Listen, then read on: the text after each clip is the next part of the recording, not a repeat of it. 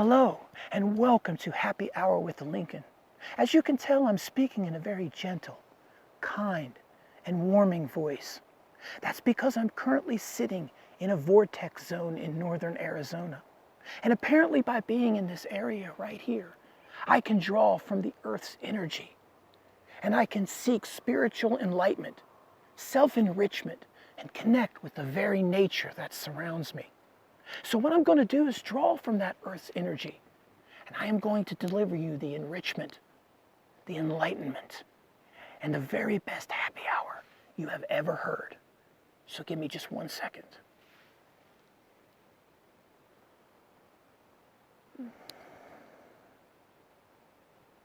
No, it's not working. In fact, I feel just as curmudgeon-y as I do in San Diego, California. So let me give everyone the official cheers and welcome to Happy Hour with Lincoln. As you can see, I'm not in my office in San Diego. Got a lot of great stuff on tap. We're going to talk about limits. We're going to talk about pushing yourself and all that good stuff here today. But before I get started, as always, if you guys need help with your trading, take a moment, visit thelincolnlist.com, click on the Trade Room tab. I'll put the link up here somewhere on the screen when I edit it.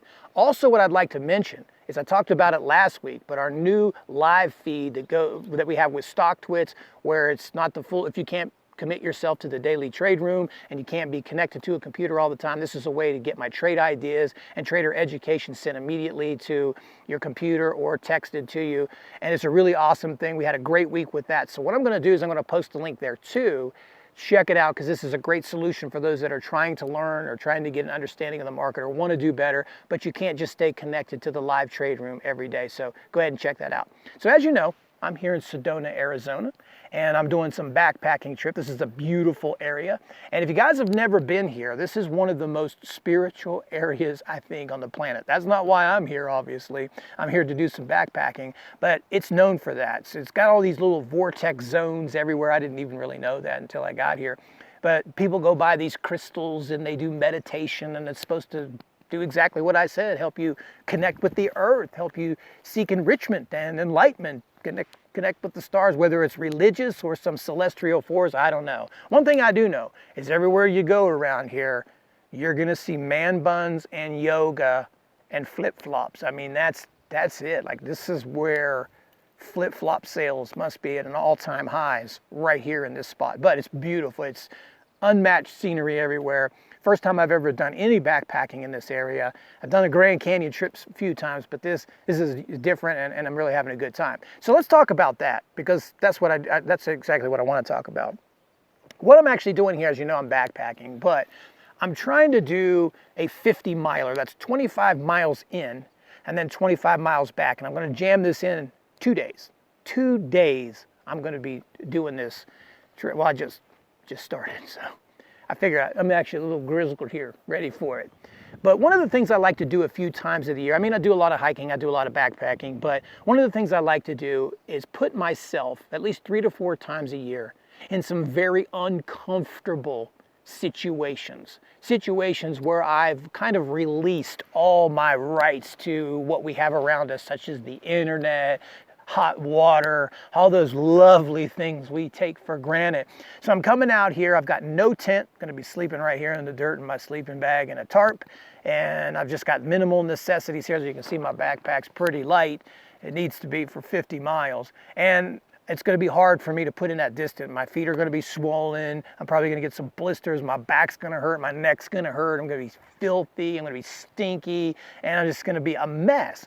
But again, one of the reasons why I do this is because I like to know, I need to know what my physical and my mental and my emotional boundaries are as a human being. I need to know what my capabilities are and just how raunchy, for lack of a better word, that I can get it sometimes.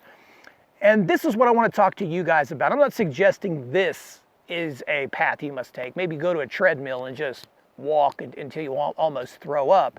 But the reason for doing this and why I think this is something that is important is because if you want to be a business owner or you want to be an entrepreneur, especially you guys out there that are watching this channel, I'm most likely you are stock traders. That's what my channel is based on. That's what I've done. But the reason that we don't succeed is because we're not emotionally or mentally prepared for that journey. We normally can get the education or get the tools or get the idea of what it is that we want to do, but at some point we find ourselves, or at several points if you're a trader, at crossroads. And at these crossroads, your back is against the wall, the chips are against you. You know, I've said this before, as a trader, your process or your system has been put to the test, or you're really at this important pivotal moment of a decision that needs to be made, or you're being pressed emotionally to your maximum, and you have to be able to perform, and you have to be able to make a decision, and you have to know that you're going to be able to recover. So that's one of the reasons why I like to do that. It also helps me get a better understanding. I don't want to sound spiritual, obviously, but it helps me get an understanding of who I am and what's really important in life. Because as I spend time out here, and I love nature, and I love backpacking and stuff, nothing feels as good. It's like, what is the best feeling in the world? It's like when you're at home, it's some material thing, it's achieving some goal, but then as soon as I get back in my car, the first thing I want to do when I get home, the most important thing to me, is take a hot shower. Like, that's like the most awesome thing in the world. So it's like, out of the whole entire world, what are you thinking about? It's like hot water. It's the greatest invention ever. So it gives you appreciation for the little things. And it does let you know, truthfully, that all you really need in life is food, shelter, water. Food, shelter, water. If you got that, or you've got more than that now, everything you get above that is gravy. You've got it made. Food, water, shelter. That's all you need. So the first thing I wanted to talk about is pushing those limits, especially if you are a trader. Like I said, most of you are probably traders here, but one of the things that I struggled with, I've told my story before, I'm not going to tell it again, but I struggled really early on in my trading career 20 years ago because I didn't know what to do. Then once I had the education and the tools to succeed, I really struggled with taking those tools that I had and turning that into money, because I didn't trust it, or I would be pushed around. And if you know what I'm talking about, if you trade stocks, you get pushed around. There's always this time that happens where you're like, I don't know if I should cut this position or I should hold this position. I don't know if I can handle these drawdowns or not. I don't know if I made the right decision or not. I don't know if I can handle any more of this pressure or not. I don't know if I can go another day without making money or not. And you're faced with these decisions that you have to make, and then sometimes you make the wrong ones. And I think what you have to be able to do is understand just how tough mentally that you are. Like I said, I've told the story tons of times as well about me sleeping in a car. And that's what I like to do, is think about those times when I had nothing, is think about those times when the chips were down, that things looked gloomy, and then I was able to come out of it. And I'm sure you guys have stories like that yourself. That's what you need to draw from. You don't need to draw from the Earth's energy right now. You need to draw from that, because that's what's going to help you become mentally strong. And to me, trading is like this much. Technical analysis, charts, draw, all that stuff. And it's like this much. I'm going like round in circles here. It's like this much mental. It's all these mental decisions that you make. And you guys know that if you've ever traded. It's 100% mental game practically. And that's going to separate you from being successful. And that's going to be, it doesn't even matter if you decide you don't want to trade because it's not for you. If you want to be successful, you're going to be tested mentally. You're going to have people telling you you're not good enough. You're going to have, all these problems. You're going to have to be able to mentally do it. Now, on the other part of limits, I want to talk about trade rooms here for a moment and surrounding yourself with the right kinds of people. Like, step one is understanding what your limitations are, but then you will kind of get to a point where you're going to need someone else to push you, because like, I didn't do this kind of stuff years ago, but I have a friend that got me into this kind of thing and kind of pushed my limits as well. And that's what I want to talk to you about. And the other reason I want to talk to you about is because trade rooms themselves, chat rooms, whatever you want to call it, I hate using the word chat, they get a bad name because people look at these the wrong way. They look at them as a means to grab free money or grab alerts. Because I always get people asking me, one of the big popular questions is, I'd like to join your room. Can I make money? You know what? I can't tell you whether you're going to make money. I mean, I can only give you the tools. Like I said earlier, I can only give you the tools that what you should and shouldn't be doing as a trader. but you might misuse those tools. I don't know that. I mean, I can't guarantee that you're going to make any money. But again, one of the reasons they get that bad rap is because of the way people look at them. I've always used the community theme, And it kind of goes back to that saying where you're like the sum of 5 people that you hang around with. So number one, if you're having trouble pushing your limits, you're having trouble with creativity, you're having trouble going to another level, you're like stuck in this rut. One way to do it is like I'm doing right now, is to push yourself, test yourself, and understand your limits. The second part of that is to go to the people that can help you get to those limits and then surpass those limits. People that can help carry you through it, so to speak, for lack of a better phrase, through those moments. And that's how I look at trade rooms. It's a community environment where people are there pushing your limits, because you need to be able to see that someone can be successful at trading, that someone can make money on a daily basis, and that they do have bad days as well. And you're able to see them do that on a daily basis, and that lets you know that it is possible, that someone is achieving it. And then from there, as a team, as a group, we can grow faster, because we can always achieve more together than we can by ourselves. Now, a great example of this is freestyle motocross. I know not a lot of you are familiar with this sport. I love it, but I'm sure some of you have an idea of what this is. It's been around for a while. But the story I want to tell about this is when it first came out, this is people doing tricks on dirt bikes, big dirt bikes. This came out in the late 90s in the Gravity games and the X games, and it really became very popular back then because people thought these tricks were cool, and they were cool. But the story I want to tell is, as this thing was evolving and getting very popular, its first 4 or 5 years of existence, and they had the X games and stuff like that, the monster trick or the icon trick or the holy grail of tricks back then was the backflip on a dirt bike. Now, back then, it was just totally thought this was an impossible trick to do. And, you know, I was in the motorsport business. I've told you that before. But every magazine, every pundit, everybody out there said it's just not possible. They even had like scientists saying, you know, it's just physics will not allow a human being to flip a 250-pound dirt bike, 260-pound dirt bike. Maybe they can do a bicycle. Well, they definitely can do a bicycle, but no human being can do this. Well, it's a good thing that the riders never listened to it, because there was this guy that came along who was a really popular freestyle, still is, Carey Hart. I'm sure many of you know him. Hart and Huntington, tattoos, raced motocross early, married to Pink. I'll post his picture up there. You might recognize him. It's a good thing he didn't think about it. So anyway, the story goes, it's in its infancy.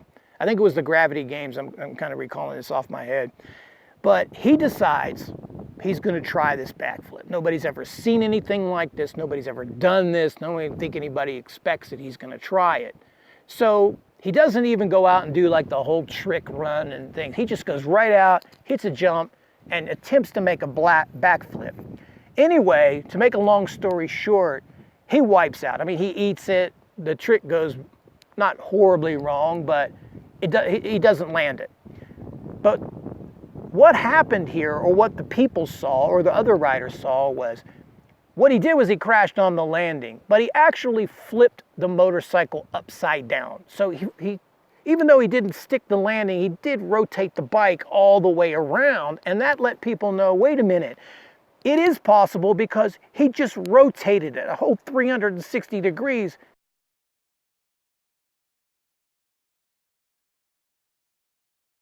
All right, fellas, I'm back. I don't know what was going on, but I was just jibber jabbering, and all of a sudden I looked over and the camera had turned itself off. I don't even remember where I left off. Anyway, it was probably just rambling. I think what I was talking about is Carey Hart hits this flip, and you know, people finally saw that even though he didn't land it, he still got the whole bike around. Now, it was like 6 months after that point at the X Games, you saw Mike Metzger and Travis Pastrana. They just start flipping the bike several times and landing the trick.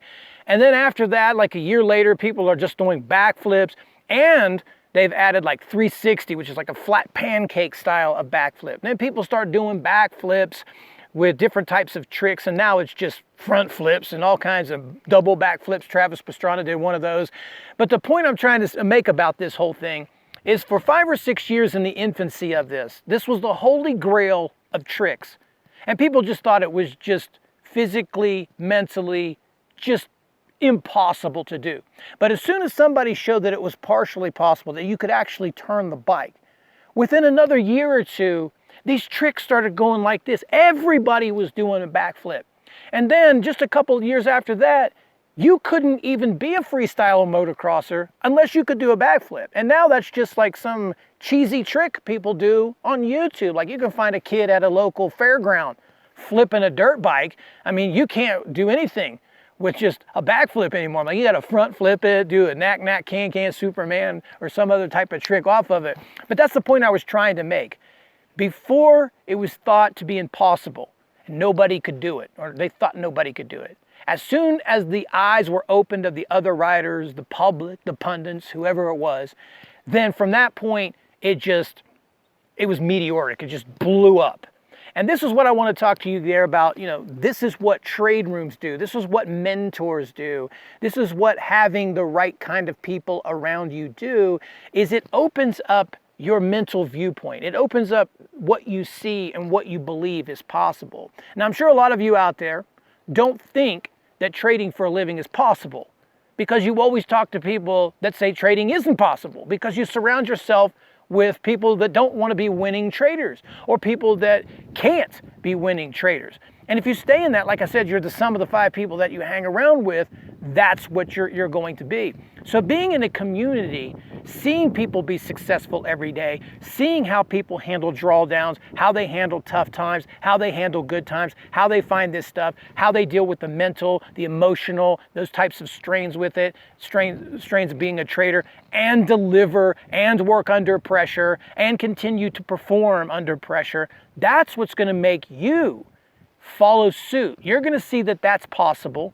You're going to see that you can be able to do that. And then your income is going to have this meteoric, crazy rise to it as well. Now, certainly, like I said before, you can do this on your own. You can figure out how to do this on your own, but it'll be more expensive in the long run, and it will be more excruciating, and it'll take you longer. And I mean, who likes more expensive and longer? Nobody wants to do that, right? Why would you want to do that?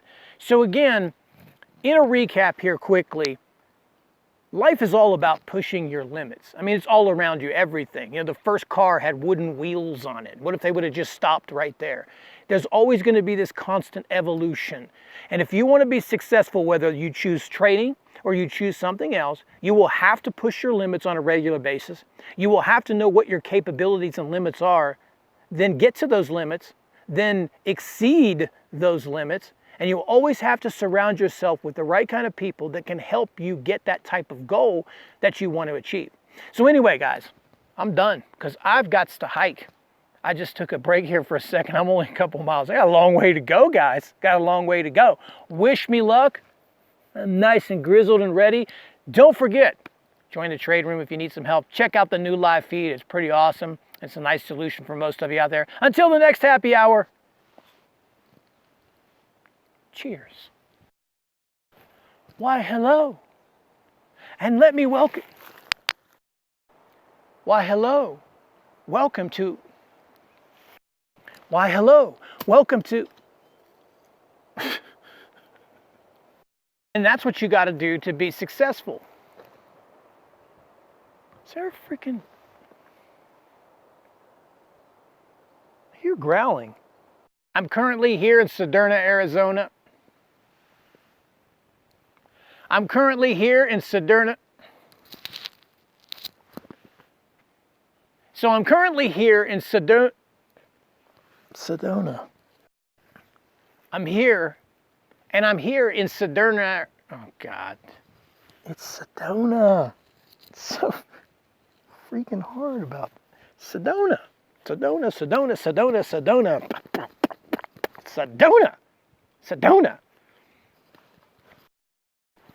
And I can draw from the Earth's energy.